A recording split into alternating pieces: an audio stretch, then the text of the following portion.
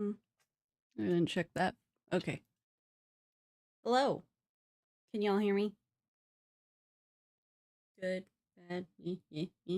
I'm talking quietly, which does not help anyone do anything. Hello. Uh-oh. Please hold. I better make sure that,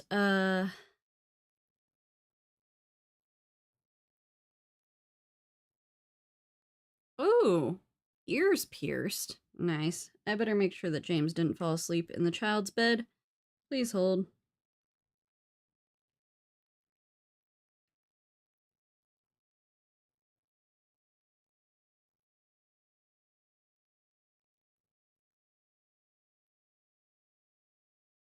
This happens frequently.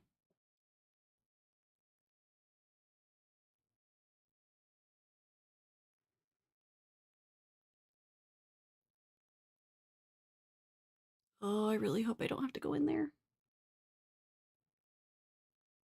I'm gonna start a sleep timer for the child, too. Alright, James is awake.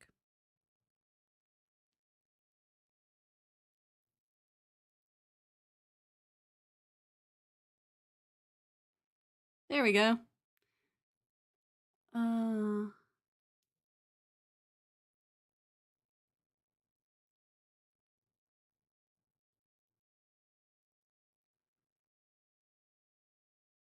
Okay.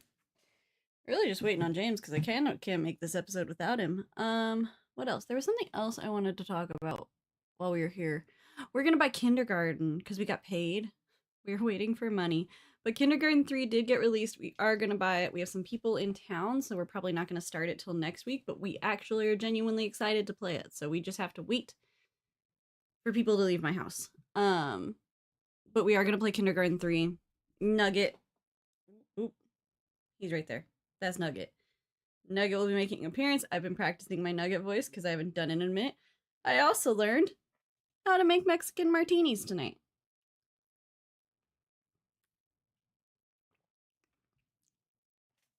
I'm also missing all the cool Japan talk. Also, shout out to Bree, who is our #1 fan. I think Green Gorilla, aka Sebastian, would have it, but he's a mod, so he doesn't count. Sorry about it. No, I mean a Mexican martini. I just don't have martini glass. So it's in a margarita glass, but it is a Mexican martini.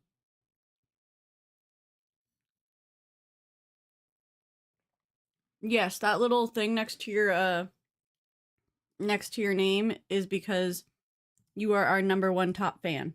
So, congratulations to you. Did you fall asleep? You gotta stop falling asleep in there. That's like twice this week. I somehow manage.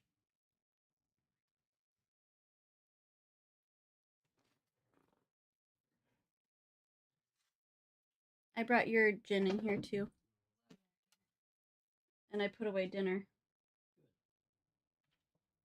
Where are you going?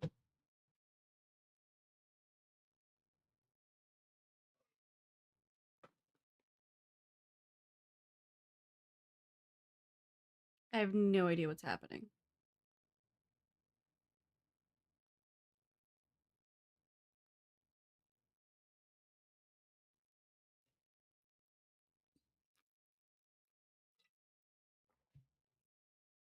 I also can't talk really loud because he left the door open. Oh, is it about to die? Oh, it is about to die. That'd be annoying to be in the middle of a recording. That song's going to haunt my dreams. We also keep getting a notification about our mic, but everyone says they can hear us and it's working fine. So I don't know what that's about. Okay. I will say Streamlabs did have an update, so it could just be broken. Mm-hmm. It could be like picking up on a different mic, maybe, that it thinks is the one that we're using.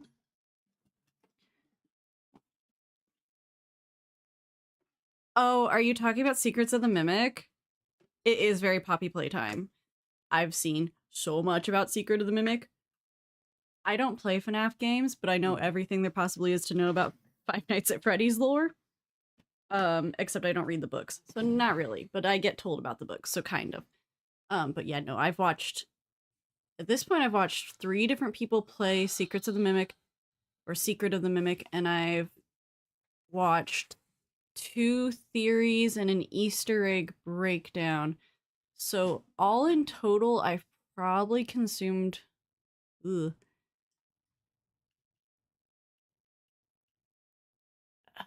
it's got to be more than 10 hours because almost 24 hours of Five Nights or of Secret of the Mimic content. I'm fine. Don't ask. I want to go so bad. I just want to go to a Pokemon Center in Japan.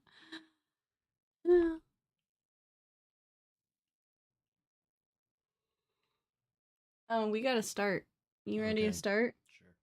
Are you sure? You need to do some calisthenics? Is that how you say it? Calisthenics. That's what I said. You need to wake up, do some calisthenics. You could just eat a hot chip. Eat a hot chip. Wake up.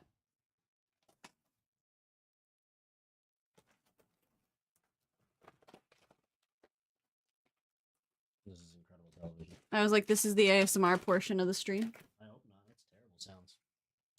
Some people like crinkling bags. Those people are wrong.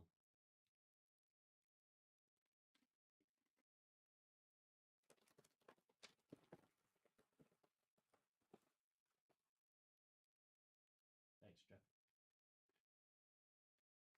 Alrighty. That work? You awake? You got it? You good? You and all 34 of your notes? I have a lot to say. Alrighty. Well, this is gonna be interesting. 3, Why? 2. There's a Studio Ghibli shop? There's a Kingdom Hearts cafe? This countdown has been interrupted by Japan. God, I want to go so bad. I want to go so bad. Okay. 3, 2, 1.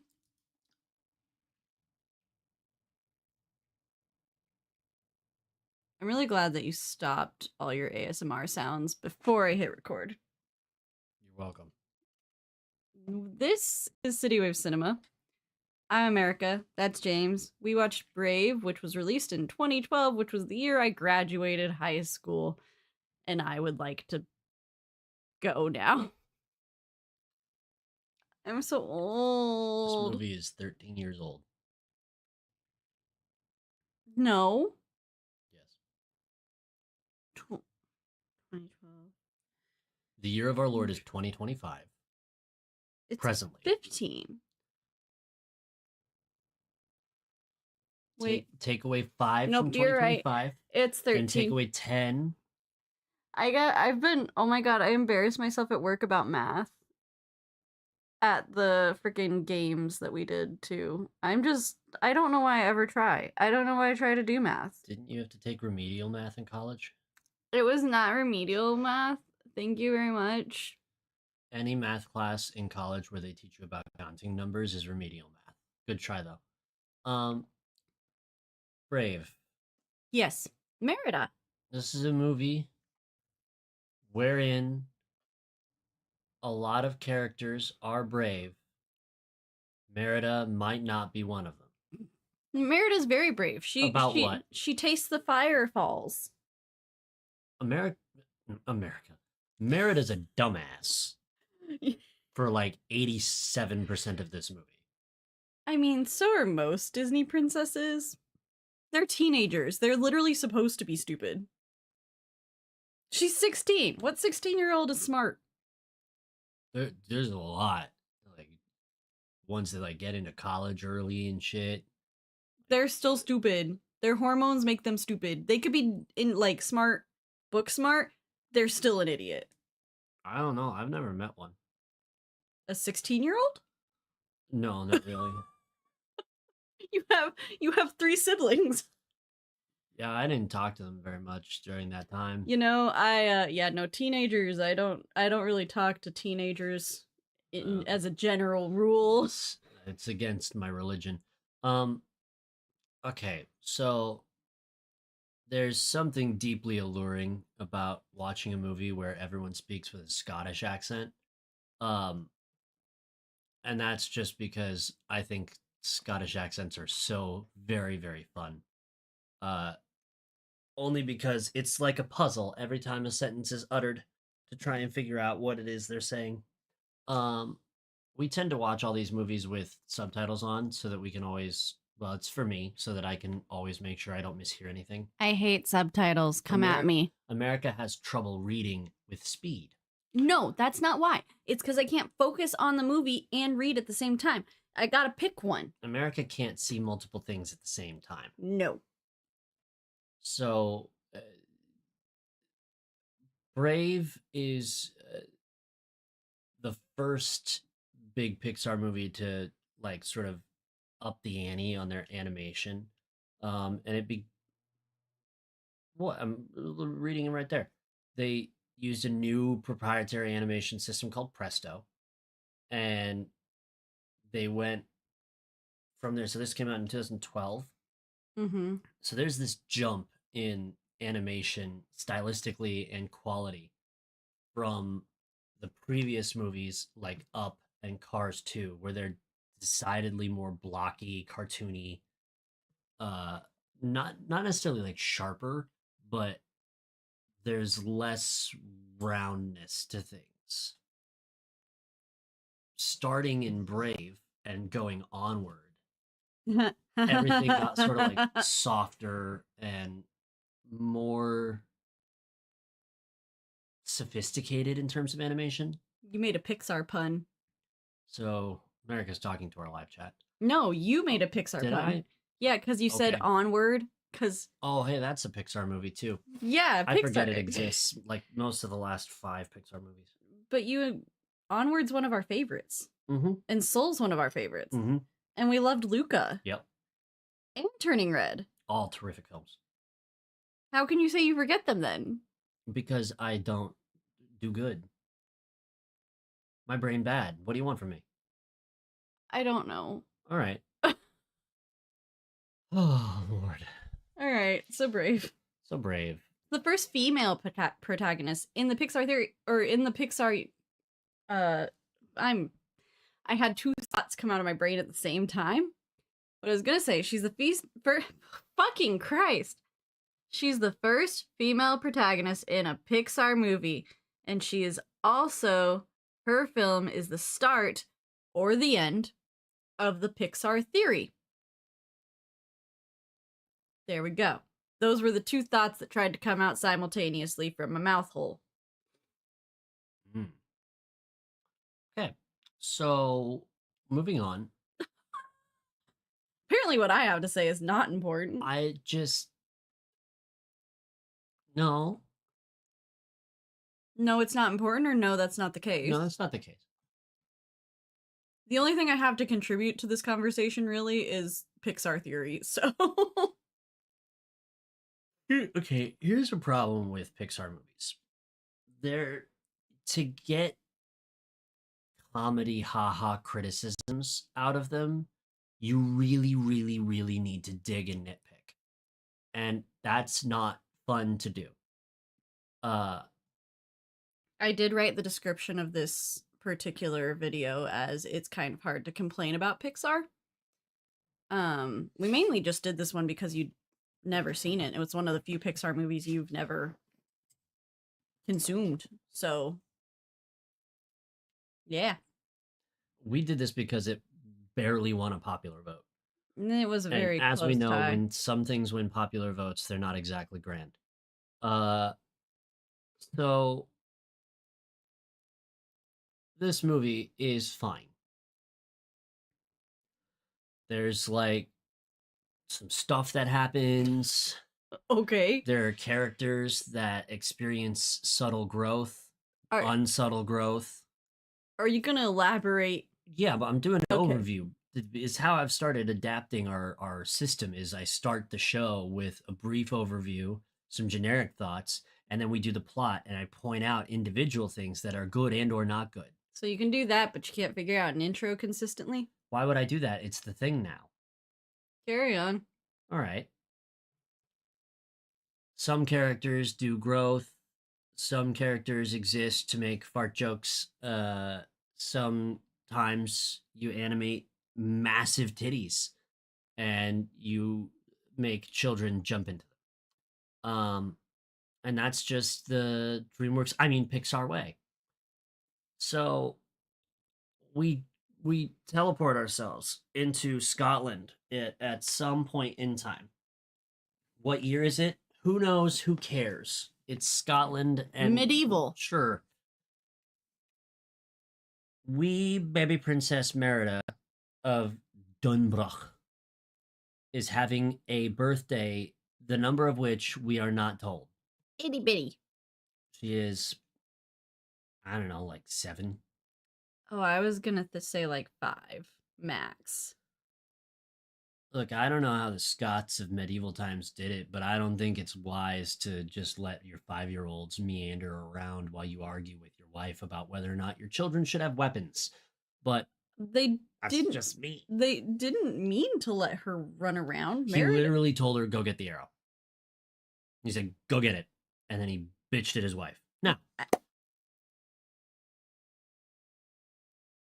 what's Fergus? That's his name? Yeah. Yeah. Okay.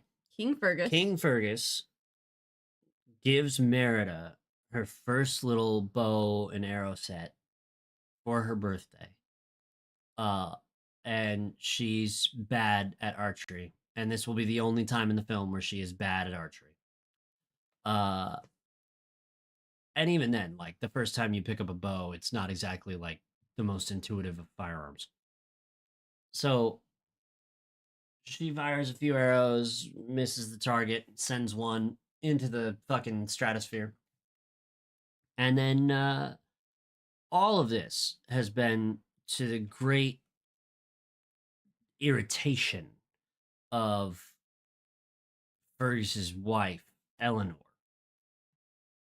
Now, Eleanor is one of 2 characters who will experience growth in this movie.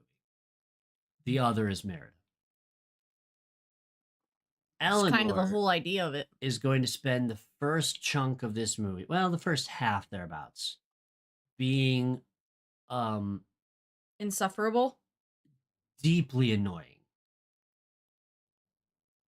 And then she will, on a dime, eliminate every bad habit she has and become uninsufferable upon her plotline ending. Merida. I love how you're trying to not include spoilers. I don't want to do spoilers. Merida, it's a 2012 film. Merida will spend the first half of the film not being insufferable, but being wrong. That's the time. Then she will spend the back half of the film being insufferable and wrong. What? Why are you hating on Merida so much? Because she spends the entire movie about her being a giant fucking piece of shit. The whole time. Now, this is indicative of 16-year-olds. Because I don't know a single 16-year-old who wasn't a piece of shit for the whole time. Also, as far as Disney princesses, I don't think she's nearly as bad as some of the other ones that exist. Like, as far as attitude and stuff, though, I don't think Merida's that bad. Who? Ariel. Ariel is dumber than rocks. Exactly. I think she's worse than Merida if we're going to... Merida is bad on purpose. Ariel is bad because she's dumb. And no one's bothered. How is Merida bad on purpose? Merida is intentionally disobedient, first of all. So is Ariel. Yeah, but Ariel does it one whole time. She does it multiple times. She has a whole collection of surface shit that she's not supposed to fucking have. Okay, so Ariel and Merida are the same level of asshole. The redheads. Now that we've settled your tier list of shitty Disney princesses, I could go on. don't. I'm just not allowed to contribute tonight, apparently. Merida fires her arrow into the stratosphere, and Fergus encourages her to go get the arrow. We baby Merida. So she does. She scurries off down the mountain. Um, as she goes, Fergus and Eleanor full on get into it about how he's bad and not helping, and the dynamic of Fergus and Eleanor is that of a relatively toxic marriage in which she clearly runs his show, which he is fine with. However, he is not really respected by her in any way until like the very end of the film. I don't know. They don't like each other very much. Well, I take that back. Eleanor doesn't like him very much. Fergus likes her maybe too much. Um Anyways, Merida scurries around the forest, finds her arrow, and then encounters a little will-o'-the-wisp. This is going to be a little blue, flamey sprite that whispers and or giggles at every opportunity. Um, she runs up to it, it vanishes, and more pop up in sort of a trail that she follows, and it leads her back to her family. Uh, Only she is tracked by Mordu. Now, Mordu is the big bad not proto, big bad secondary antagonist of the movie. Um, Mordu is a big old demon bear, and Mordu attacks the group of people that are out there. Fergus and his gang of dudes uh, fend off Mordu, but it does cost Fergus one of his legs from like the thigh down. I think. No, I think it's Is it from the shin down? Yeah, I think Does he have his knee? Yeah, I think it's like it's right at the knee or it's right below the knee. Yeah, because he's not really animated as having a problem moving around with his stump later. Yeah, no, he can still move really well. What? This tells us she is 6 years old. Oh, hey. See, I was close. I said 5. You were close, and I said 7, so we split the difference. So by Price is Right rules, I win. Yes, closest without going over. Now, 10 years in the future, Merida is a asshole. She's a teenager. Comes with the territory. You know. Same, but now different. You can choose whether or not you want to fault teenagers for being assholes. And there's, I think, space for that. But I also am of the belief that you have to judge teenagers situationally. Sometimes you're an asshole and you don't know you're being an asshole. Sometimes you're an asshole and you're choosing to be an asshole, and it's pretty clear. And sometimes you're an asshole and you might be choosing, but you might not, and it's not clear. And we're in a gray area where we don't exactly know how to approach the situation. For most of this movie, Merida views herself with a monstrous victim complex because all she wants to do is run about in the forest and fire arrows, which is not a thing that you can do when you are older as a princess. Normally speaking, I know so many princesses. But in fairy tale aspects, you really rarely come across a princess who is encouraged to gallivant and be warlike. Mulan, the exception. She had to out of necessity, and she's also technically not royalty, so. True. Uh, I think the next closest then would be Moana, and she doesn't fight anything. Well, and there's this whole thing too with the Lion, the Witch, and the Wardrobe, the Pevensey children. Like the girls are given weapons, but are like discouraged from using them ever upon being presented them, and the boys are specifically given like swords and shit. So it's one of those things where it's like, yeah, the princesses, ladies should not be doing violent things. Right. That's the patriarchy. Now, girls can kill just as easily and well as boys can, in case you didn't know. Sometimes better. I would argue girls are better at getting away with murder. For legal reasons, this is a joke. Anyway, Merida spends this movie being the victim in her own eyes of the Patriarchy. patriarchy. Now, That's only this enforced is a patriarchy that is strictly being enforced by her mother. by the matriarch. It is Fergus is doing fuck all to enforce a patriarchal standpoint in this movie, which is very funny because he is super alpha male oriented.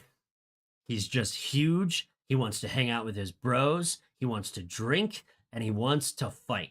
And he wants everyone to think he's the shit for fighting Mordu and surviving.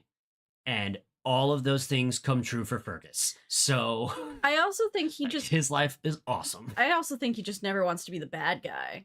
Like he clearly Sure, is he aware doesn't want to be the bad guy. He's clearly aware of the plan for like Merida to marry off to one of the clans. He's aware that the invites have been sent, like, because Eleanor goes, they all responded, they all said yes, and he's like, oh, so like, fuck. like he knows, he just doesn't want to be the one to make Merida mad at him. He's being bad. He's being a coward, but only to like women. Yeah. And it doesn't, I mean, it's a fucked up but perfect jigsaw because Eleanor wants to run everything and therefore has willingly taken on the role of permanent bad guy. So, oh, by the way, Merida has 3 little brothers. They're triplets and they're all assholes and they're all toddlers. They are straight up asshole. They're not like a kind of ass. I can't make an argument for them in any way. They are just straight up assholes. If kids next door were toddlers, they'd be these 3. So Merida is being hounded by her mother to develop like maybe just one fucking womanly trait. Literally any of them. Begging for one thing, just one thing to make you somewhat desirable to a man. Funny enough, doesn't need to, because boys are dumb. So especially in this movie. Merida is the plan here from her parents is to marry her off to the son of a chieftain in the area who they are all at peace with, to basically just strengthen the alliance of the group, right? Keep the peace. Right. Which is sort of like the classic thing from any sort of group of allied nations in medieval times as a sort of standard behavior. Now, I think it's a poor choice to tell Merida this when she turns 16 instead of telling her this when she's, I don't know, a child, so she can grow up with the concept that this is coming. Oh, I'm sure with all those lessons, I'm sure this subject has been more than brought up more than enough times. I think the issue is I don't think she knew it was happening like right this I think she thought she had more time. Well, she does say that specifically, so you're correct.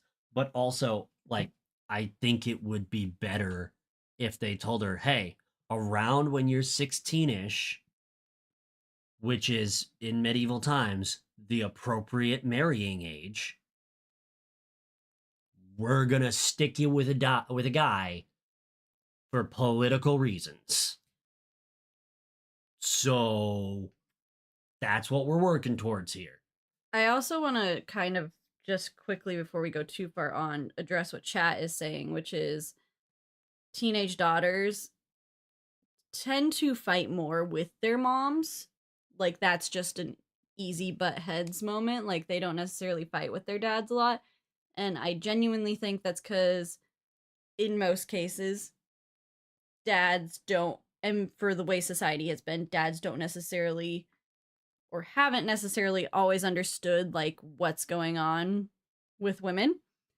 And so they tend to just kind of stay away and stay out of it, which is fair and justified.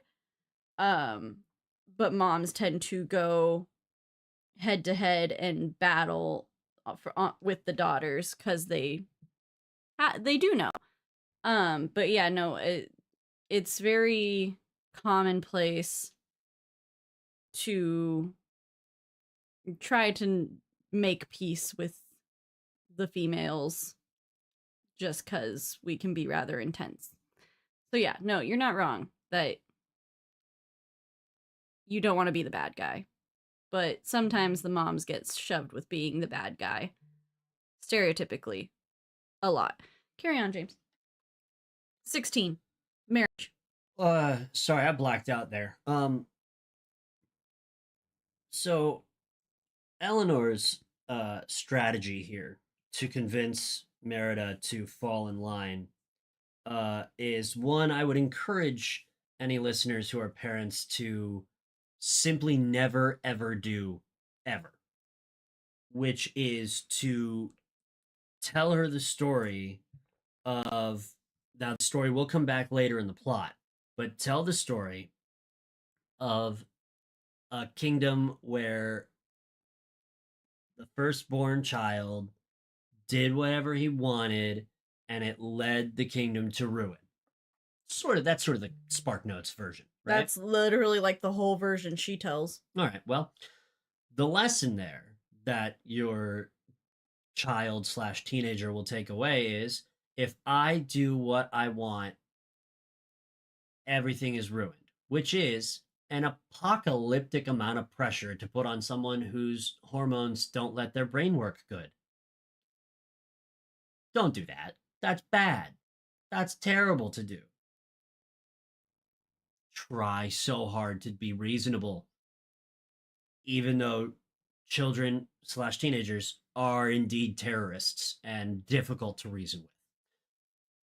That being said, this tactic does not work on Merida, and she decides she's going to go ahead and go do whatever she wants, anyways, and rides her horse crying into the forest. Now, she will later decide that this has been too much and her mother is too awful. And she will stab a tapestry with a sword and slice it, separating on the tapestry of her family, her mother from her. This is symbolic and important.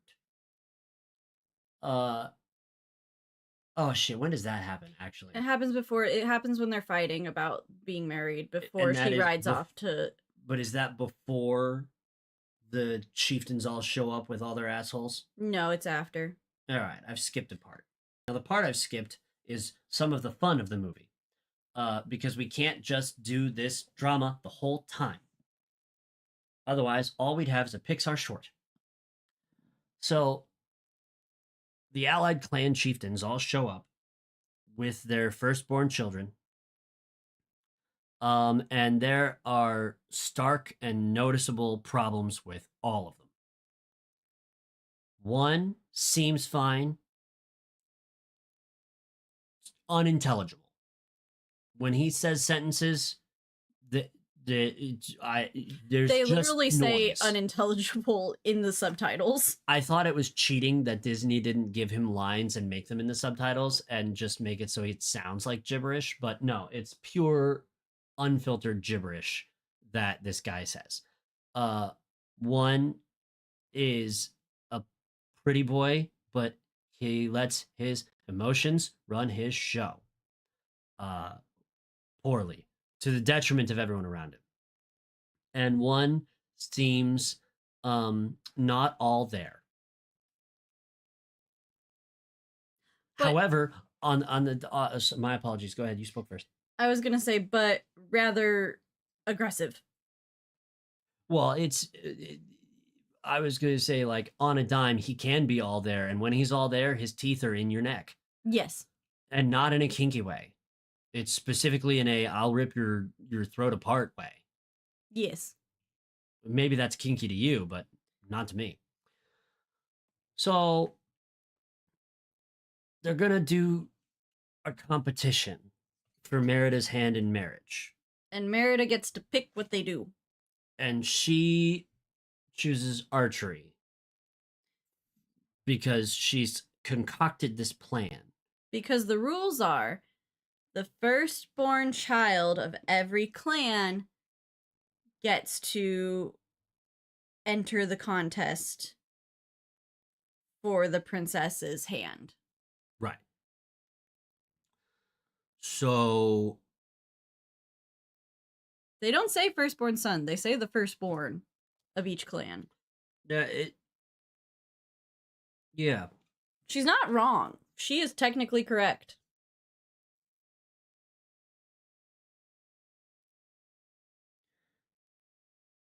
Yes. So James. they go to do the archery, and Merida's, trussed up in the stereotypical dress that you can't move or breathe or function in. Her glorious mane of red hair is completely wrapped up in this stupid fucking bonnet situation. It could not look less appealing. Like, it's medieval finery, but it's like, man, that doesn't get the blood pumping. I'll tell you what. It's one of those times in history where I'm definitely like, okay, so like what was the plan? Like, what were we trying to do with it? Because there's different fashion points even in medieval era. And yeah, when the whole hair tucked up in the bonnet situation, what was the point? I'm sure it was probably a health thing because like you couldn't bathe, so if it was all hidden, maybe you looked cleaner. I don't know. But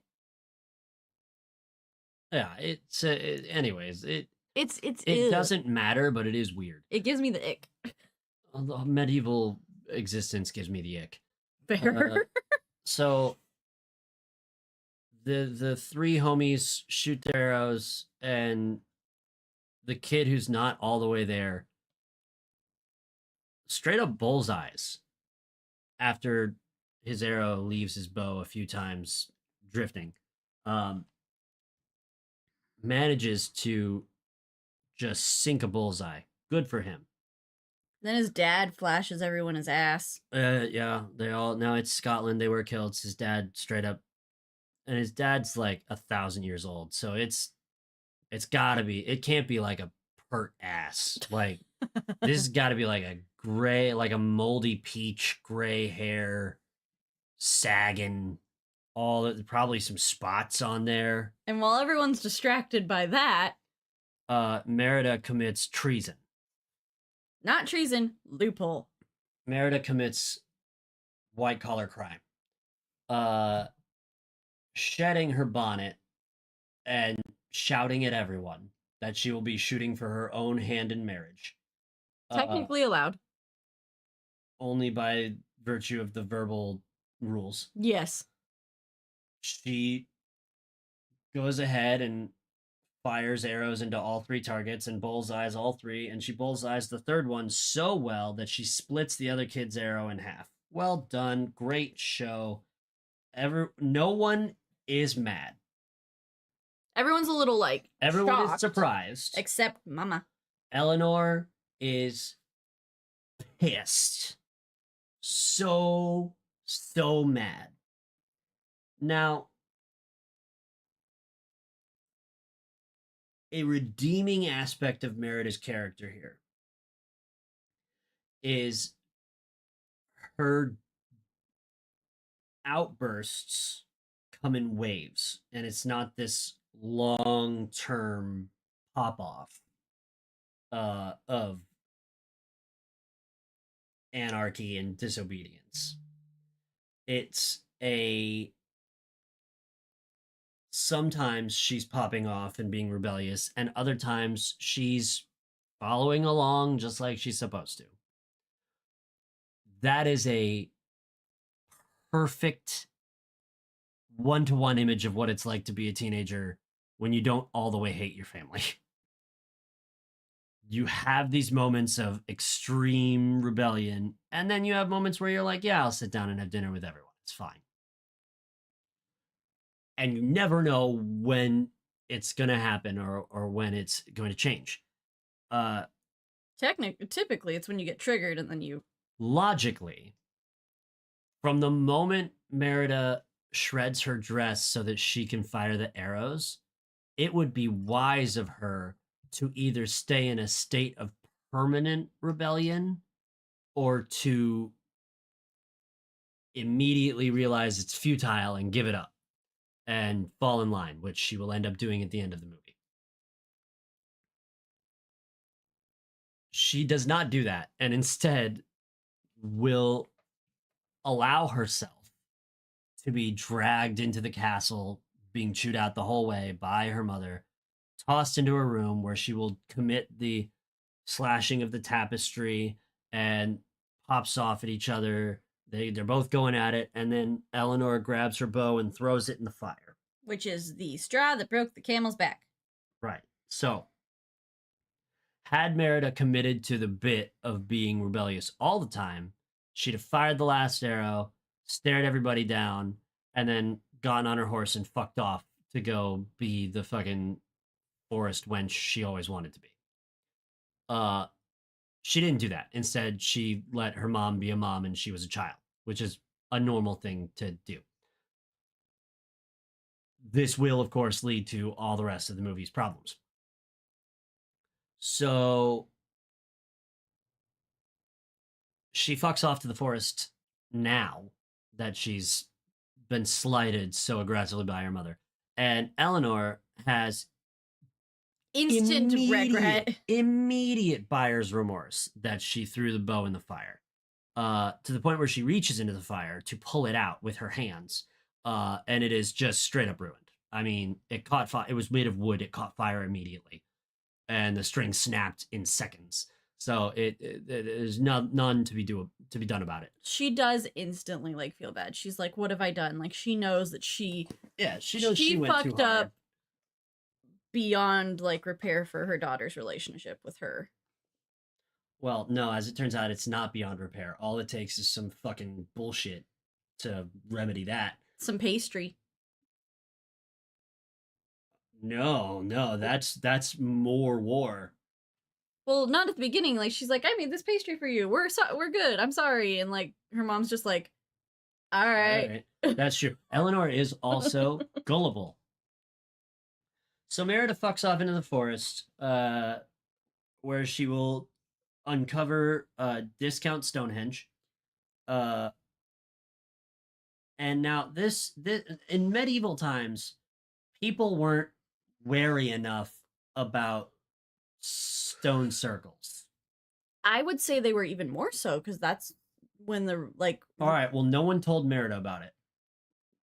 Maybe it didn't reach Scotland, but there was always that thing of like stones in a circle, mushrooms in a circle, anything in a circle being a portal to the Fey world, and you should not walk in them. You don't want to go to the Feywild. Bad things will happen. Like 200 years will pass while you fuck around. Like they're called fairy rings, and like people would literally think that you would like disappear if you went in them. As a dungeon master, I use the Feywild to fuck with my players constantly. I think it's great fun. You want to create some emotional damage? Boom. A couple centuries have gone by. Everyone you know and love is dead. Unless they were elves. Elves live forever. My family lived. Dwarves live forever. Everyone else you know and love is dead. Anyways. Not Eleanor. Merida finds the will-o-wisps again, and they lead her to a... Boo! No. They lead her to... Boo! do some deep breathing real quick while you just say unproven headcanons over there. The Pixar theory, it's accepted. It is so well established at this point. The witch is Boo.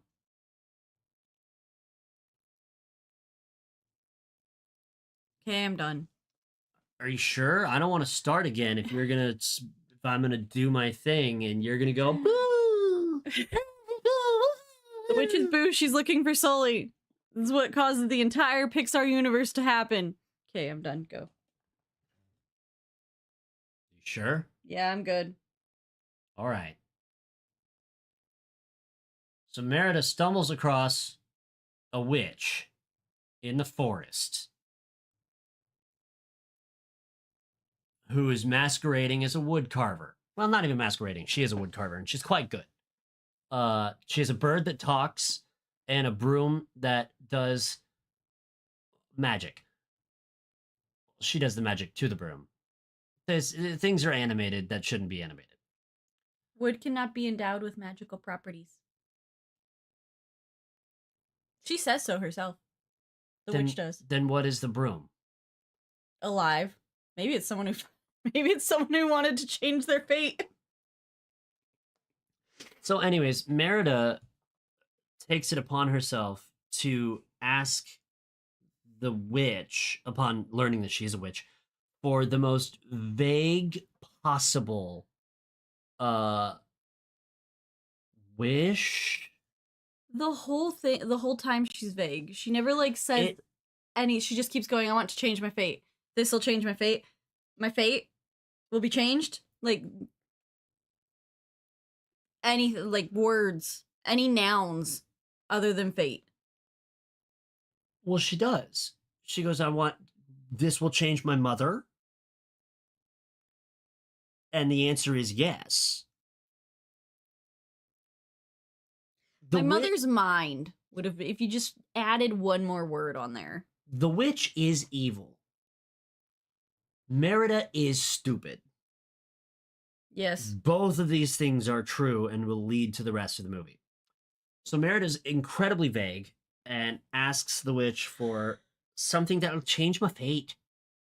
Good. Thank you. And so the witch, the payment for this is that Merida will buy all of the wood carvings that she has. With one necklace. Witches function off of mementos. So the witch agrees, takes the necklace, puts together a potion, gets some tongs, and out of the potion pulls a fully baked sweet treat, an enchanted cake, if you will. So Merida takes the cake, and upon leaving, the witch has an old lady moment and forgets to explain the rules of the potion cake to Merida. Merida also neglects to ask any questions about this at all. Mistakes were made on both parts. In what can only be described as the laziest of all dealings in any Pixar movie. Like, maybe my gripe with this movie is that the story blows front to back. It's uninspired and boring. Whereas it is beautifully animated and stunningly acted. There is not an ounce of engaging content in it at all. I think that's probably my gripe with it. So every single thing is predictable from the first 15 minutes of the movie. Well, you have to get through the story that Eleanor tells Merida about the other clan. So maybe you watch the first 45 minutes of the movie and you can accurately predict exactly what's going to happen for the rest of the movie. It's a kid's movie, babe. It's not supposed to be like super complex. Well, then let's stop having me watch kids movies. That won't happen. Well, we just don't put them on the list. So We have so many. So Merida takes the enchanted cake back to the castle, whips up a little tea platter to give to her mom, uh, passes it off as a sort of peace offering. Her mom takes a bite, basically retches because it's bad, which I could not have actually predicted, to be honest. Uh, and then Eleanor just sort of like takes ill, and Merida keeps Merida keeps asking her like, how do you feel about the marriage? Like, if you change your mind. She does not wait like a single second. She expects it to be instant, which is funny because it's another sort of teenage thing where like you don't know enough about what's going on, so you just assume it will be instantaneous. You make bold and dumb assumptions about what's going to happen. You also have like zero patience as a teenager. Like instant gratification. Merida is a really well written and portrayed teenager. Such a shitty protagonist. It's ironic that most protagonists are teenagers. And they're not giant assholes the whole time? Well, no. I'm just saying, genuinely, they all kind of suck. Like, you think about Harry Potter, too. He's, like, literally the worst. And you have... I don't know. There's freaking Katniss. They got Wizard Hitler out there. Katniss is also insufferable, like, 75% of the time. You just have all these teenagers running around being teenagers.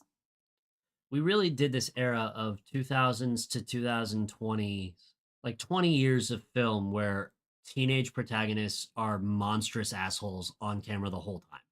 You got Triss, who's also insufferable. Yeah, no, literally, like, there's so many protagonists that are teenagers that you just sit there and you go... It's all the YA. Yeah, it's like... It's all the young adults. It's like, why? Why are you like this? Stop. And the older you get and the further you get from that time period in your life, the more and more you go.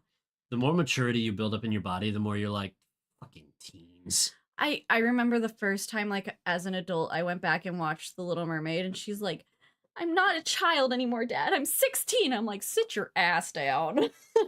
You are... Or Marnie in Halloween Town, when we watched that one, I made James watch those ones not for stream, but just because they're my favorites, and she's like, I'm 13. I can do whatever I want. And I was like, girl, no, you can't. You need to stop.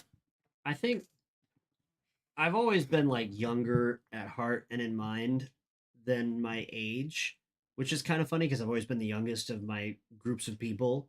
But having a child has really put me in a place where I'm like, everyone younger than me is a fucking idiot. And it's not accurate, but it is a feeling that I have felt with more and more frequency. And even some people who are older than me or close to my age, I look at and I go, you're all so dumb. I've gotten a lot judgier since I've had a kid. Let's finish up on the transformation because that's going to be basically halfway through. Yeah. So Eleanor takes ill. Fergus is basically trying to entertain the plans. Yeah, because the Chiefs are pissed that Merida hasn't picked someone yet. So did they just all sail there thinking this was going to be like a one afternoon event and they were all going to sail back? Yeah. Stupid. Not like that they were going to sail back, because I think they were there for a long time. I think they were expecting to be done with the business portion. I think that she was supposed to be betrothed, and they were supposed to have the wedding, like, in the same time frame that all the clans were there, because they were all going to be there. Oh, they should have said that. And then she was going to go off with them, like her husband. They should have explained that. They didn't. The only reason I think that is because we have the story, we have the games happen, we have the story happen And then for a significant portion of time after that, and I only say significant portion because her and her mom make an entirely new tapestry, which takes time. Somewhere in that chunk of time, the clans are still there, and then they leave. So I think that this was supposed to be like which makes sense with travel in that time period in that era and stuff, like things you went away for months. Um, so in my head, that's just my interpretation, that this was supposed to be like a whole event and a one and done thing where, like, yes, they would get betrothed, plan the wedding happen, go away. Because they're there for a while. Anyways. So Eleanor turns into a bear.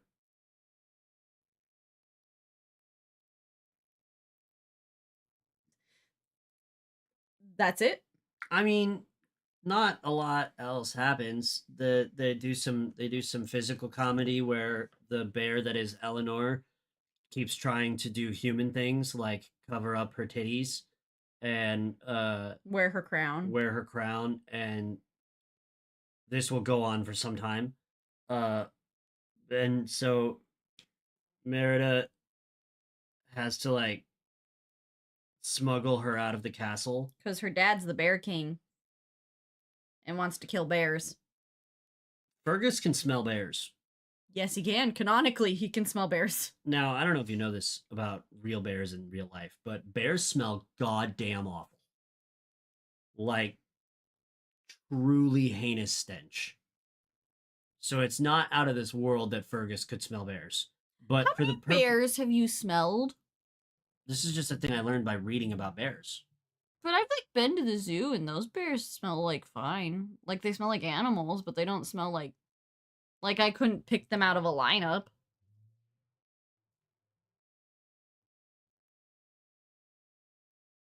There have been so many wide stretches of like silence in this recording. I'm not on top of my game. I don't know if you gathered that based on the current performance. I didn't get to go get you coffee. I'm sorry. I am out caffeine. I am out sugar. We have nothing on hand. You have a whole slice of cheesecake. Oh yeah, let me take the 5 minutes between episodes and hork down the richest cheesecake I've ever eaten in my life. It's so good. It's so good. Anyways, look, chat's schooling you on bear smell. Okay. All I was saying was how many weird fucking episode. How many bears have you smelled? Why do you guys have you guys been going around smelling bears? How many wild bears have you gone up and sniffed? I need to know. Typically, if you sniff a wild bear, you don't make it out. That's alive. My thought process. So how you know they're stinky? Usually because you smell the stinky smell. You know how you can tell when a skunk is around? Yeah. You smell a horrible smell, and then bing, bang, boom, a bear shows up, and you're like, wow, it was probably that thing. And then the bear leaves, and the smell leaves, and boom, there you go. That was a bear smell. I've heard they smell like rotten eggs. Wait, really? That's what I heard. Carry on. Wrap up this episode. I've got to Google what bears smell like. Oh boy, we're on one right now. I tell you what. Anyways, Eleanor turns into a bear. And Merida has this massive change of heart about how she now needs to fix this problem because she didn't mean to turn her mom into a bear. And so she, along with the triplets, sneak Eleanor out of the castle and into the woods. And the triplets, the last thing we'll talk about is the triplets in the kitchen are offered whatever they want as a reward. And they see the tainted, bewitched pastry. And then we cut away from that. So you are left to believe that the triplets also munched on the terrible pastry and likely will turn into bears in the future. Okay. Oh, okay. To wrap this up, these bear questions and things I've heard from several people now, meaning I went on Reddit. Um, a lot of people say that you do not smell them unless they're like right up on you. Bear smell. If you get really close, they smell musty. But never once has any like have people smelled them before seeing or hearing them. So, I don't know. Bears, children turning into bears, moms turning into bears, bears. Stinky. Apparently not. What even was that? I don't know. What is happening? I don't know. You What? are not here. And good night, James. You have a whole other episode. You better go find something to eat because you got a whole other episode to record, and this I isn't. was asleep with my son. I had to wake up and come in here and entertain you fuckers. You would have had to leave there anyways. Entertaining them is not. It is when it's crowdsourced and multiple people are talking about it. Okay. Okay. Anyways. I wish I had Kit Kats. Yeah. Whoa! Kit Kats are gross. Get out of my house. I own this house. You own half this house. All right. Get out of my house. I'm just gonna semi go down the list here because we have some stuff. It's gonna be like 50-50. So we'll do some old, we'll do some new. So we're gonna do.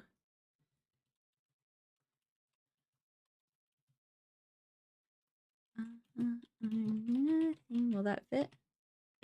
Oh, that's not where that goes. Okay. Next movie.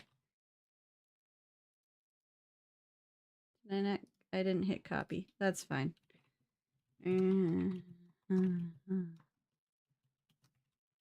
There we go. All right. We're gonna do this one still because James needs to finish watching those. We're gonna do this one. And we're gonna do, because James requested them and it's been requested by so many people. Why are... Alright, I don't know what the first one is called. I know that the second one's like The Wish of Wishes or some bullshit. But you guys can figure it out. I have faith in you. Here you go.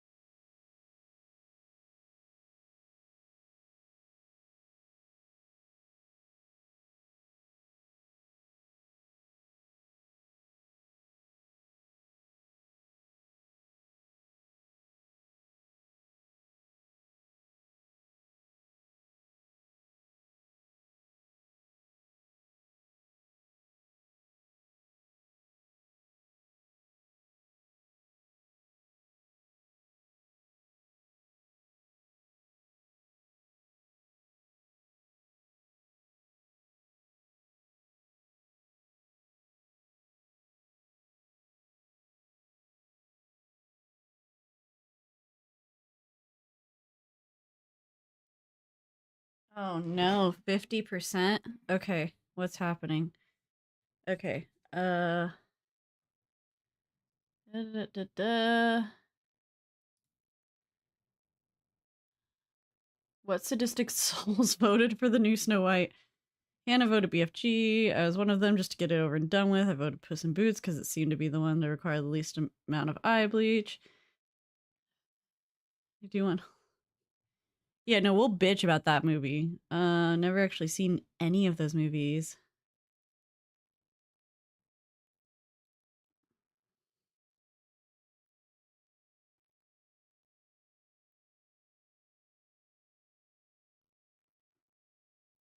Lake Placid. I don't think that's on our list. I'll add it though. I don't know what that is. I've never heard of it.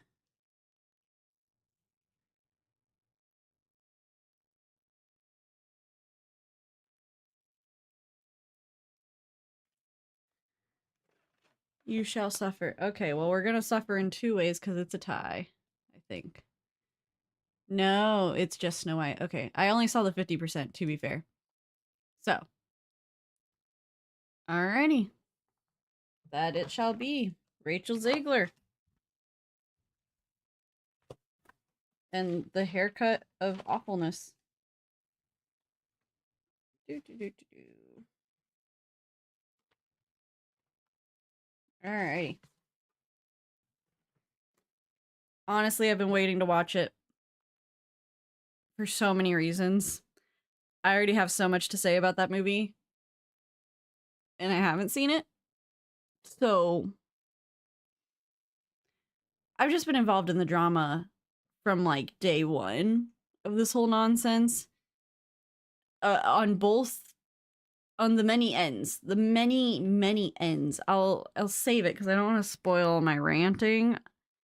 But like Peter Dinklage saying what he said, and then everyone else in the community going, "Hey, man, fuck you. That's work we could have had," and Disney originally having it as magical creatures and then changing it back, but then not incorporating. Oh my god, it's just been so much.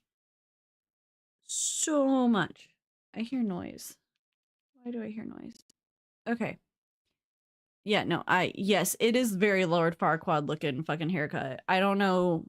It's not even like Snow White. You have fucking live people performing as Snow White, and you somehow still don't get the fucking hair correct. Like, that's my big issue. Let's talk live action movie issues. That's one of my biggest issues is you have people in your parks daily acting as these people. In real life, you can touch them. And somehow, when you go and do a movie, you somehow can't get it right. Like that, what? Just go pick one off the street. You got like 30 of them. You don't need to hire anybody else. You have like 30 Snow Whites. Just go grab one. What? We're watching Snow White.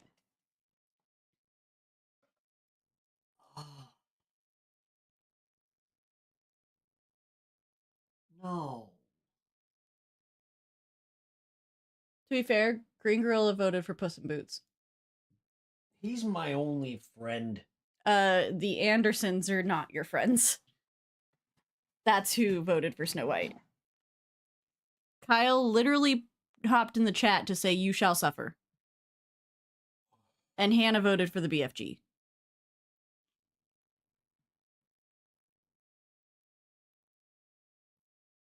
Oh. You mean to tell me in the year of our Lord 2025, sometime during the month of July, you're going to make me watch a film that made everyone angry? Yes, and made Disney cancel two of their other live action projects. You're going to make me watch a film that made the Jews upset? Why are the Jews? Made Oh no, the yeah, little people upset? Yes, yes. Some of them, most of them. Well, the movie isn't. The movie didn't. It was Peter Dinklage, but you're gonna make. The movie made Peter upset. Peter made everybody else upset. You're gonna make. I have to. Oh, they canceled Hercules and Rapunzel. But they're making a second Lilo and Stitch. So. Well, Lilo and Stitch made the money. I think Snow White even made the money. No, it didn't. I don't think. I don't think it even. Let's find out. Did it break even? I don't. It might have broken even just from Hate Watch. I don't wanna.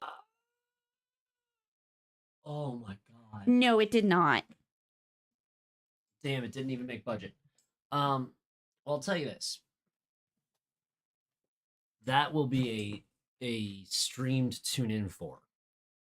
Because I'm sure it's also a dog shit film. The soundtrack's pretty good. Yeah, you say that about Amazon Prime's Cinderella. So your opinion in this matter has been officially and unofficially disregarded.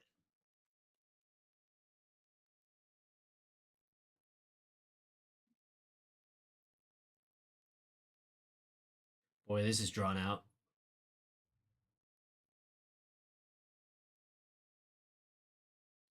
I'll say this too. Rachel Ziegler can sing. We know that. We saw her in the Hunger Games. Yeah, so My music choices are highly suspect. This is someone who had Alvin and the Chipmunks on her playlist for like a significant portion of her life. Till we got together and you made me get Spotify. Are you reading the plot? No, no spoilers, James. No spoilers. Go. that it looked just for the brief moment that I was able to look into the future of my fate. Do you I want wanted to change my fate. Go make a vague wish, James. I'm gonna make a vague wish and Kyle's gonna turn into a fucking frog. And then through some strange voicemail, the witch is gonna tell me that the only way to change Kyle to not be a frog is to throw him in a pond with 15 other frogs. And I'm gonna have to find a pond and 15 other frogs to throw him into. Or you'll have to kiss him. Wouldn't be the first time. Then we got The Princess and the Frog. We got a whole other Disney princess movie at the Oh no, we can't do that. I'm white. We've done 3 different We Disney can't do that. I'm white. There's too much representation. There's too much representation. Anyways, for the brief moment I was able to read the plot of Snow White, it looks like they grabbed the Brothers Grimm's version of Cinderella and jammed the front of it into Snow White's fairy tale. Yes. That sounds like dog shit. I mean, to be fair, Snow White's parents also do die and leave her with her wicked stepmother. It was a trope Yes. of fairy tale times. Evil stepmothers were like a freaking thing. I want to know how that got started. Listen, I don't know anyone, I don't think, that has a stepmother that they're like, she's the greatest. I'm sure they exist. My stepmother without a wasn't doubt. bad. Yeah, but were you like, she's the greatest? Sometimes. All right, well, prove me wrong with facts. Did we get along all the time? No. Would I say she was like an evil stepmother? No. I was also insufferable. So Where can I even watch this godforsaken dog shite? Disney Plus? No. Duh. No. It's a Disney movie. It's out on Disney Plus already. What is happening to you? Group chat. Is it when I'm in? No. Thank God. There's a very specific group of people that are in this group chat. Oh, you would deprive me of the drug that I need. I took one sip. This is a tiny can. It does look. There's There are people whose penises are this long. Are they also that thick? Because that's a really weird proportion. Some might say. Truly, that would be horrifying. Anyways, you ready to record? Or do you need to? We are gonna get banned one of these days, I swear to God.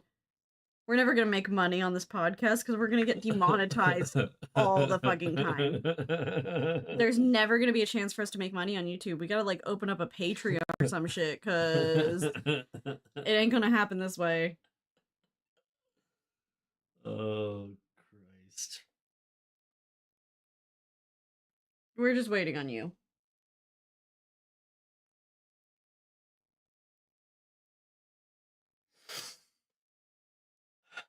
Dude, I don't want to relocate again. I'm straight up. We'll just fucking start a Patreon or some shit because I'm not moving again.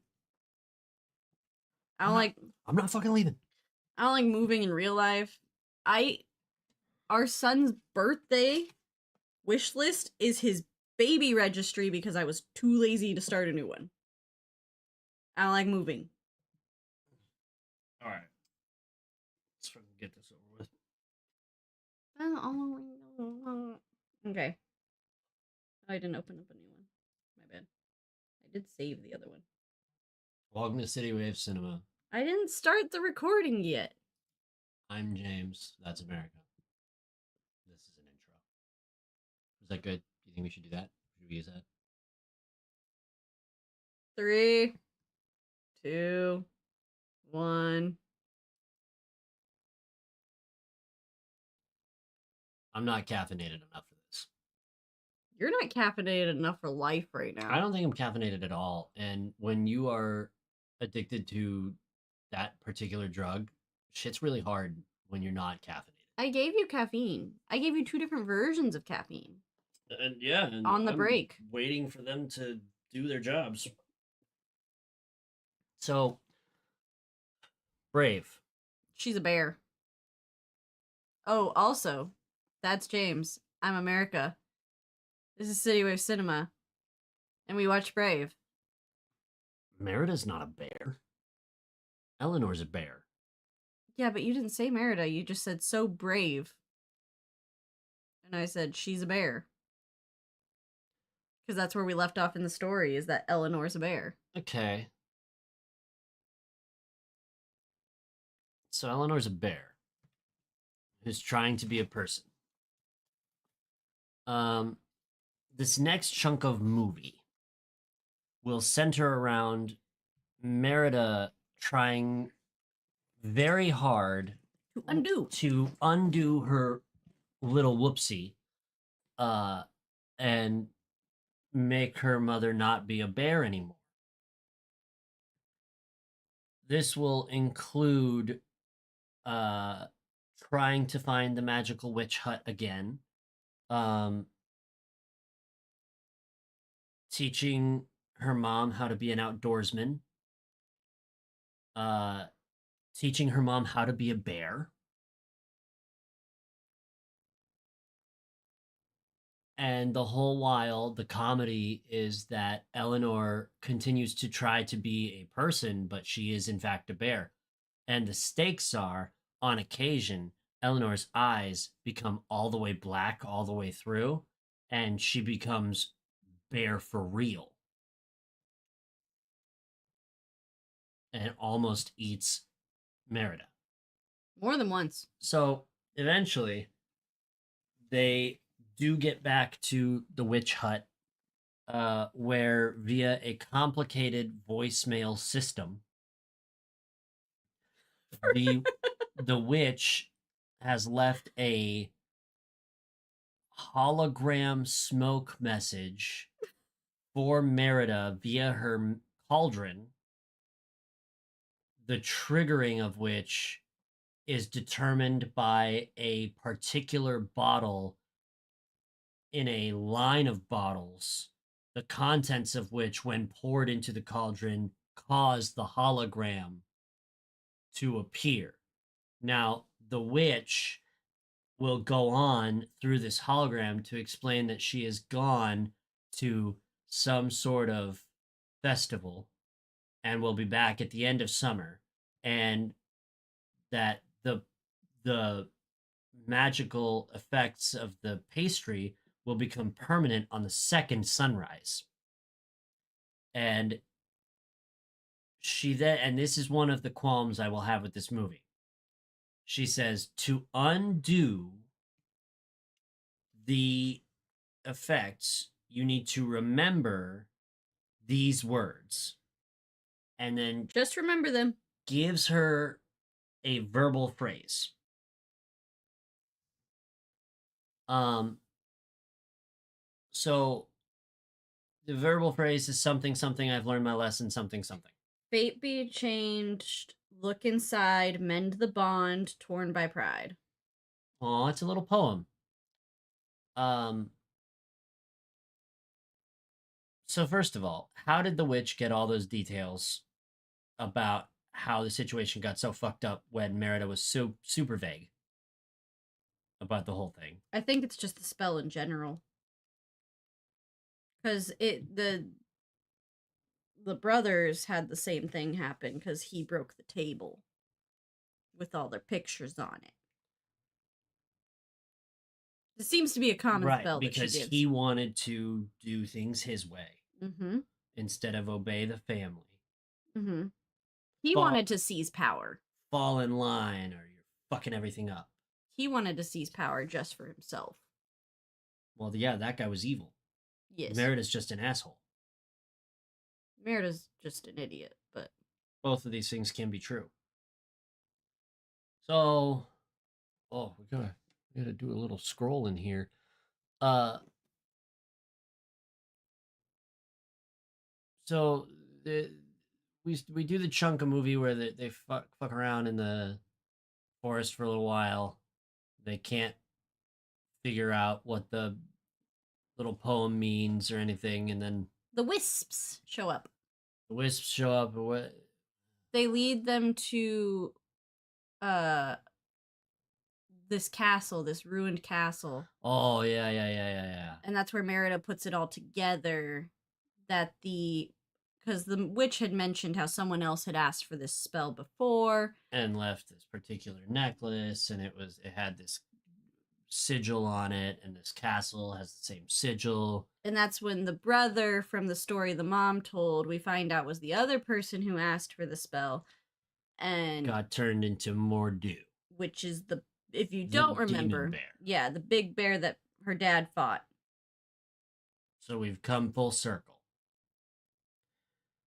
So they square off with Mordu for a minute or two.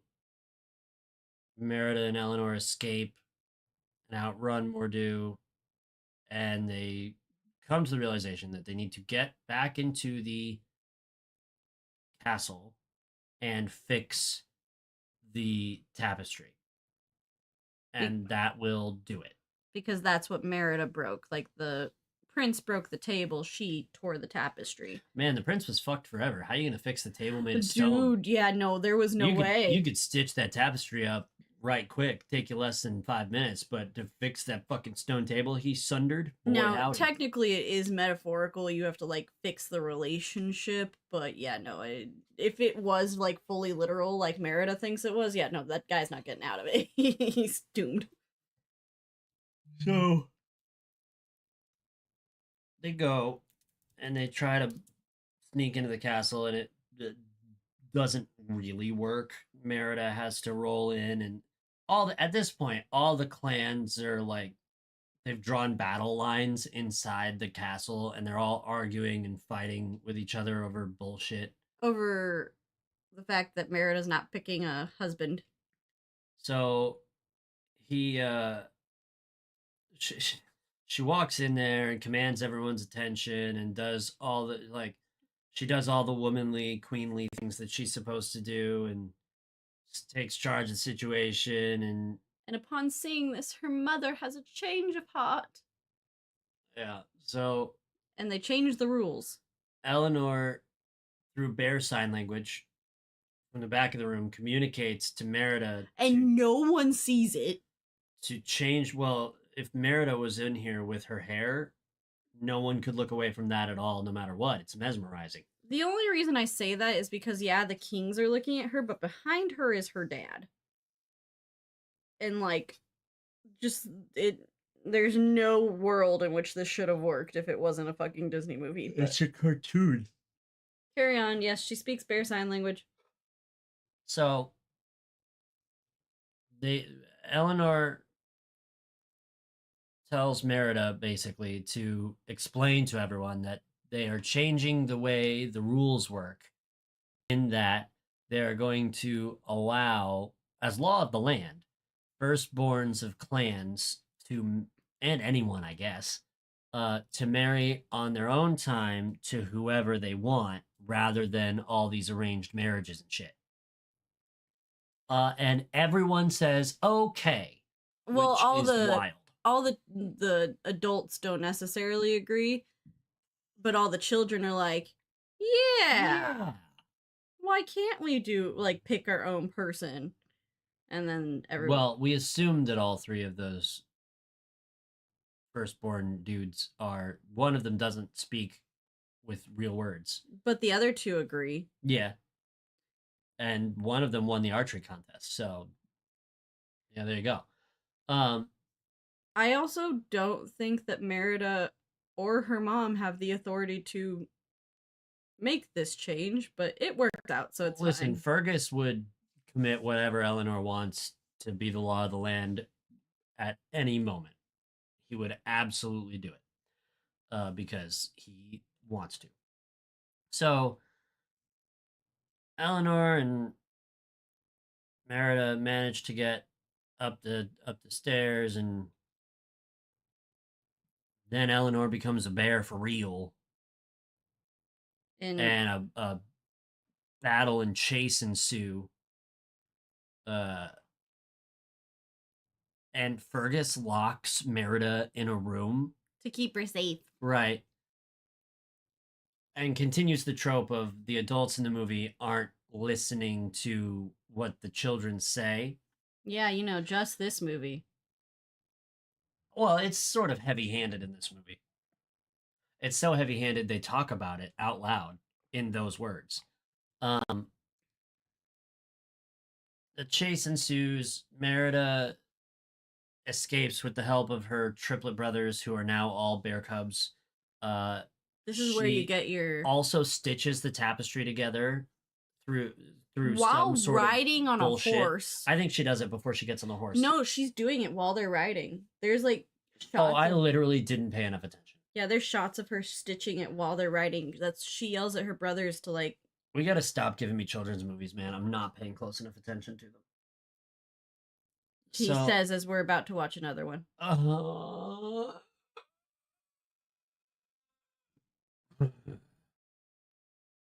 you don't watch this show with headphones. So Eleanor's running away, and we get to the circle stones, and the clans are gonna try and take down and kill Eleanor because everyone thinks more do, I guess. And so they've got Eleanor trapped, and then Merida rolls up and schools literally everyone.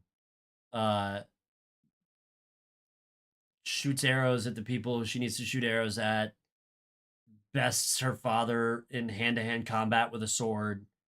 And then the real Mordu shows up and smacks the fuck out of Fergus. And then Mordu wheels on Merida and is going to kill Merida, and then Eleanor pops up out of all her bonds, and the two bears go at it, and Eleanor's clearly not a match for the massive Mordu.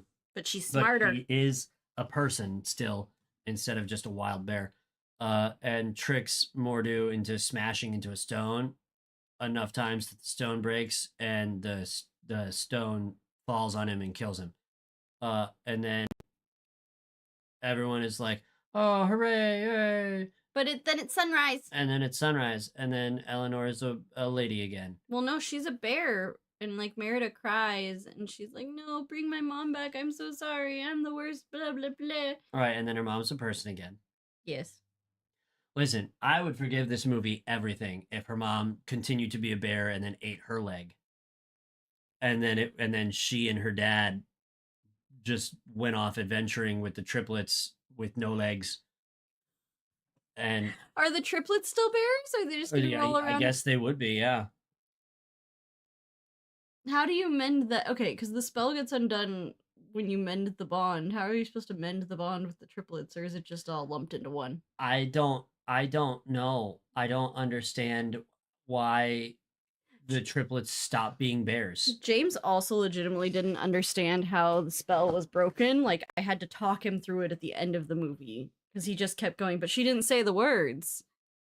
Like, never, she didn't The have to way say the it. witch intoned the poem in the voicemail She hologram, said, remember them. She didn't say speak them into existence. she appears to imply that you need to say the words before the sunrise after you've gone and fixed whatever you fucked up in order to salvage it, which would be a classic movie trope. I've never interpreted it that way. It's the only way I can interpret it because otherwise it's dumb. She says, remember these words. For what? So that you know how to undo the spell. There is no undoing the spell then. You gotta go make nice. You gotta go Then why hug did it she out. stay a bear? Because Merida didn't learn her lesson yet. She didn't actually mend the bond with her mother. She didn't change at all. She had to.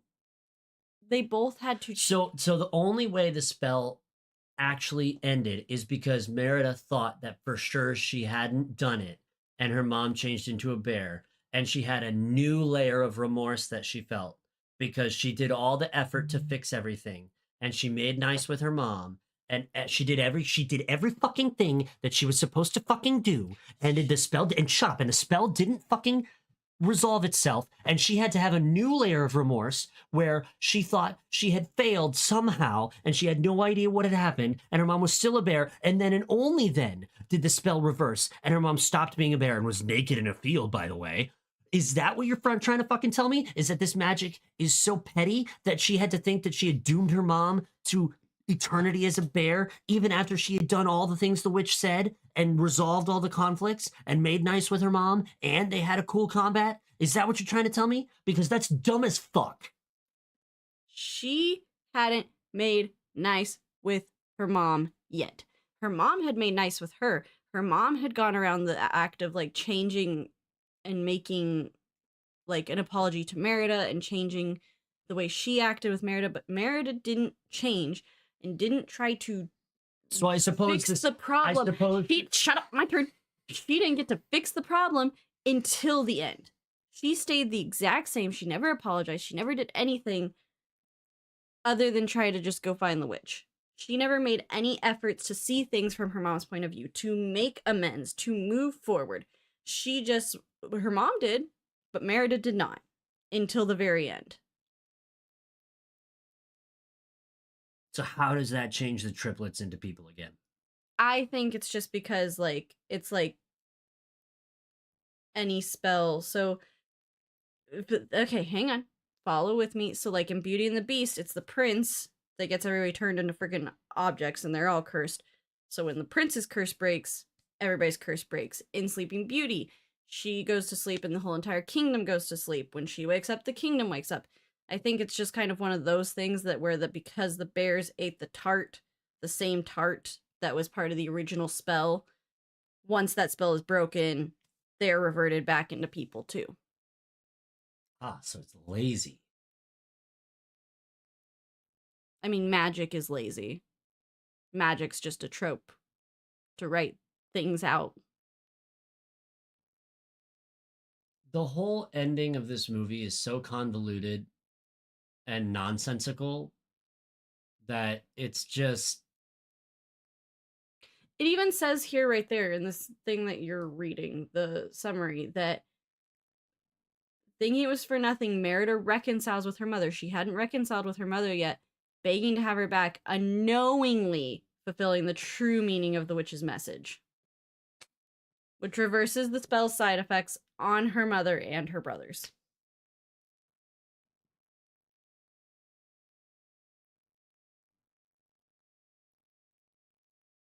It's so fucking boring. It's just It's a cookie cutter princess story. those suck.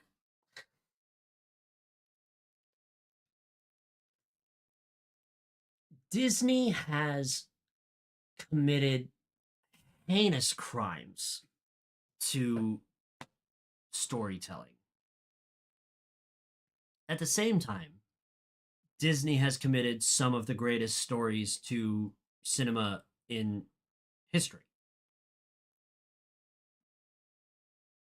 This is a waffling low tier variety.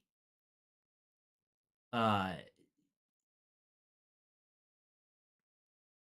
Pixar has always tried to do stories that are like deeply moving and meaningful, with very like complex layering. And in this movie, I think they hit a few targets, but overall miss for the most part because the framework of their story is the cookie cutter princess story. I will say, as far as Pixar movies go, this one, yeah, it doesn't hit all those same like really deep emotional marks that we know Pixar for, like Up and Finding Nemo. Like, And tell you what, a better version of this story is Turning Red. ooh, yeah. Turning Red is brave, but actually brave. Turning Red is brave but modern day and with nuance yeah. and good writing. And even like And cringe. So much cringe. and like almost deeper like that when she's walking through the woods with her mom as a child and like guiding her mother through like the different phases of life, like huh, that's a lot. Yeah, like the problem with Brave as a Pixar movie is it doesn't live up to the Pixar name. Facts. It's a fine Disney film. And It's a waste of Pixar's talent. animated, like on the animation scale, the thing is So it's stunning. it's Great. it's a Pixar quality. Like And the hairs on Merida's head are just and it's their first foray on this new software and everything. Like it it's great in some of the ways. But like if you look at like the long list of Pixar movies, they have so much just endless nuance and depth. I mean, just dynamics on dynamics. Even like Cars, you look at like Up, Monsters Inc., Monsters University. Uh just this feels like a massive hole in their pretty storied conquest of deeply meaningful movies. I mean, they've made this is the same studio that brought you Wally. Like, this story is uninspired and uninteresting when compared to that. I pulled up a list of the Pixar movies in order because I had this thought process, and I'm a little bit right that like post Toy Story 3, They started the 2010s fucking bad. yeah, we got Cars 2. And I wouldn't say all of these are like horrible movies, like never watched them, but I'm just saying as far as like Cars 2 was a fun romp, but it's exactly like Brave, where it's completely lacking in the soul of Pixar. that's what I was about to say. I was like, as far as like tier Pixar movies, you go through this like bit of a slump where you've got Cars 2, Brave, Monsters University, The Good Dinosaur, Finding Dory, Cars 3, and then you kind of come back with Coco. And in the middle of all that, you do have a really solid movie with Inside Out, which was phenomenal. It was one of the best Pixar movies that has ever been done, to the point that the guy that made it really struggled how to move forward from that. Like Yeah, how do you up the ante on a movie that's already so good? like it was such a good story and so phenomenal that he like literally struggled and didn't know what to do with himself because it was so good. Um, and then he then went on to go make Soul, that which was his resolution to that. Um, and part of that story is his struggle to do something after creating Inside Out. But yeah, you kind of go through this slump until you hit Coco. Coco, and then you kind of go through another little bit of a slump right I don't know. Incredibles 2 was fine. again though, it's just fine. Like we're talking about the fine Pixar movies before you get to kind of the Pixar renaissance, which went kind of unnoticed because We had a decade of Pixar movies where 2 of them were good. yes, like And that's Inside Out and then Coco. yeah, And then you get to 2020 and we do Onward. yeah, we kind of have in the middle of this Pixar renaissance that's kind of like I said gone unnoticed because the pandemic happened. So you had Onward, Soul, and Luca, which did not release in theaters because They would have crushed. the pandemic was happening, and so you have three excellent movies. These are some of the best Pixar movies. I cried at all three of them. That were just really really good, and then you hit Turning Red, which I did haven't seen Lightyear, but I've heard it's bad. which did phenomenally. Lightyear's a weird thing in itself because it's like not canon. It's the movie within a movie. It's weird.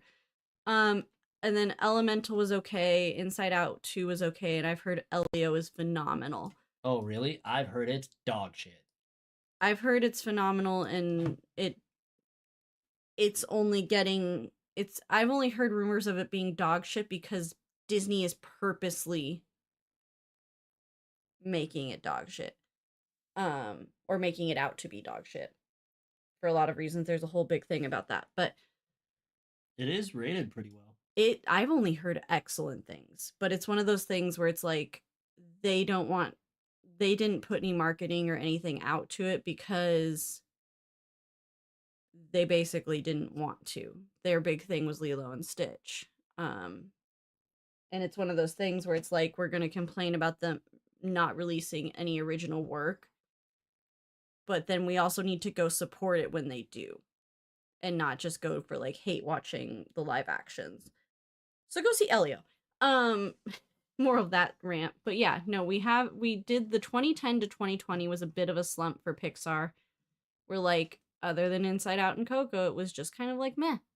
I also didn't realize until looking at this that Toy Story 3 came out before Brave. That doesn't feel right in my brain. But yeah. So I love Brave. I like Merida. I think it's a cute story. James is right. As far as standards, it feels more like a Disney movie, which I think happened. I think Brave happened right after Disney officially bought Pixar, but my timeline could be wrong on that, so don't quote me on that. I remember just having some bitterness when it first came out because of that, but Brave does not live up to the storytelling standard that Pixar is canonically known for. When you have Up and right before this, minus Cars 2, ignore that, Toy Story 3 came out where everyone literally watched their childhoods almost burn up in a freaking inferno. Like so much emotional trauma dealt to the millennials in Toy Story 3. And then everything after that's kind of like, until you get some more emotional trauma with Inside Out. So, and The Good Dinosaur was, but it's, yeah.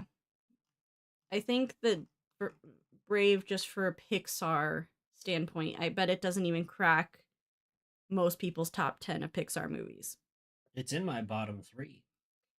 So I would watch Cars 2 again before I turn on Brave. you could literally not pay me enough money to watch Cars 2. You can barely pay me money to watch Cars 1. I'm just not a Cars fan. That's just me.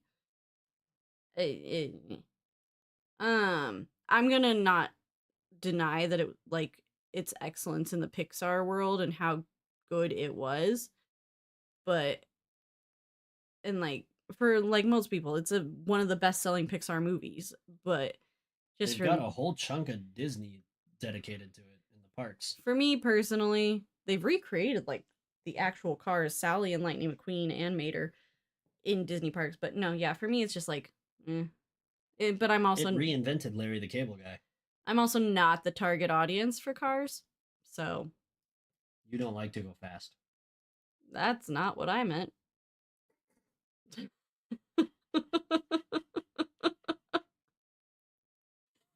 You do like to go fast? No, that's not why I don't like cars. But yeah, Brave Bad. it's a shorter episode, but 4.5 out of 10. there wasn't a lot more to talk about. That's because not a lot happens. Yeah, Do I have good jokes in the notes? You didn't even read your notes. You stopped reading your notes, and maybe that's where some of your content's going. Doubt it. Anyways, our next movie is going to be the new Snow White, which should be plenty of content. Don't worry about that. I just went on a long tangent before we recorded this episode to the live audience about my issues before I've even seen the movie. So it should be a time. You're definitely not going to want to miss that one. It's going to be probably one of the better episodes of CityWavesCinema that we record. Yeah. I think that's Meredith's so selfish, dude. Yes. I think that's really it. For right now. We will be back with just spaced Snow White. The new one, the live action Snow White, which I think is just so Disney could renew their IP, but we'll save that for next time. Any final thoughts, James, from your notes? There's a lot of temple rubbing. I didn't even talk about how one of the triplets in bear form dives into titties. And they animated that.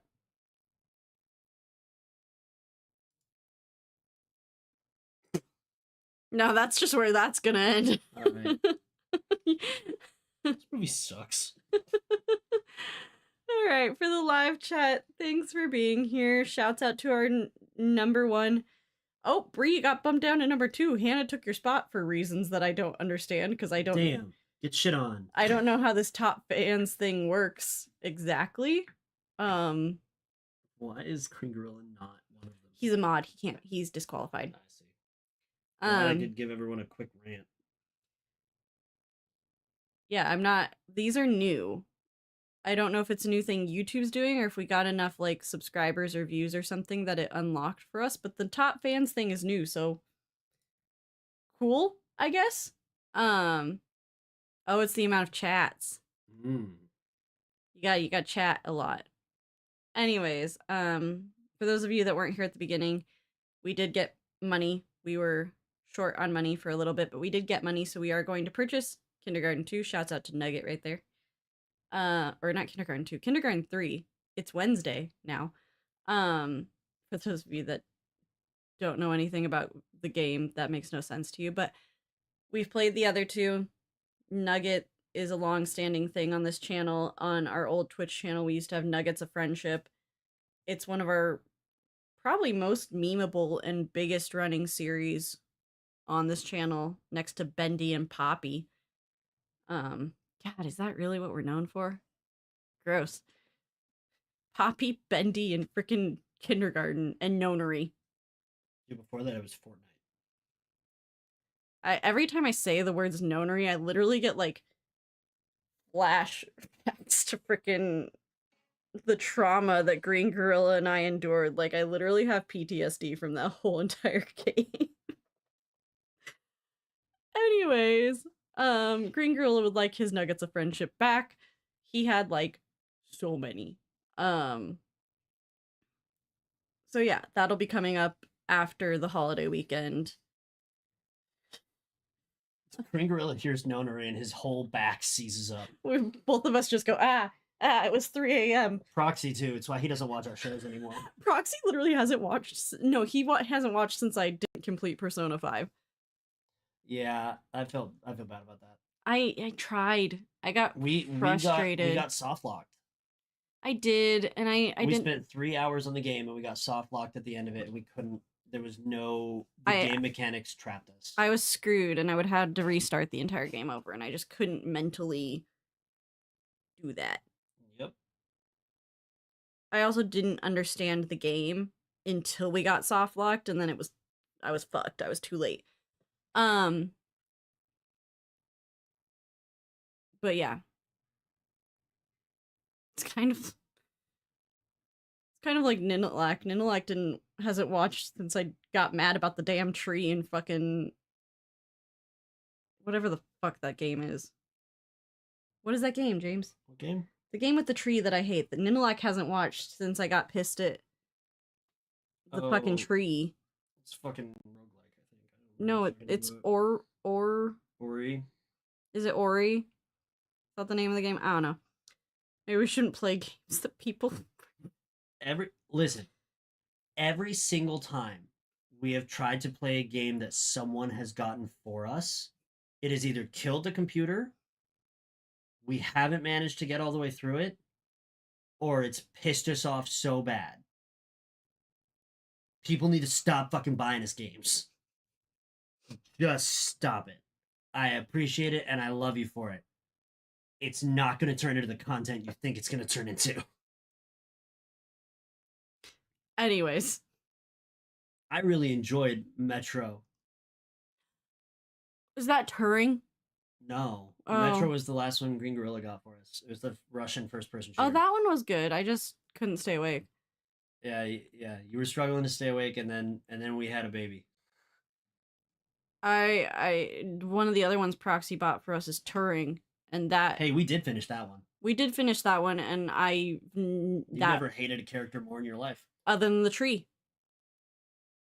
Fuck that tree. It's Ori and the Blind Forest. Ori and the fucking blind. I fucking hate Ori.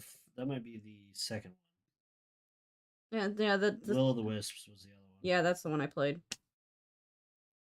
Action platformer. I didn't mind like the gameplay or the mechanics. The story just made me upset. Because the baby owls die, and it's the tree's. It's the tree's fucking fault. For no reason. Triggered. Anyways, Kindergarten 3. That's coming up. There's lots of violence. We murder children. It's great. Jesus Christ. Yeah, you're right. We're never getting monetized. And it's not my fault. Bullshit. Not all my fault. Not all your fault.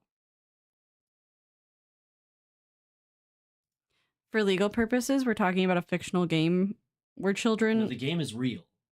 Well, yes, the game is real, but the children are fictional. Okay. That's just for the YouTube overlords. Thank you. Okay, bye-bye.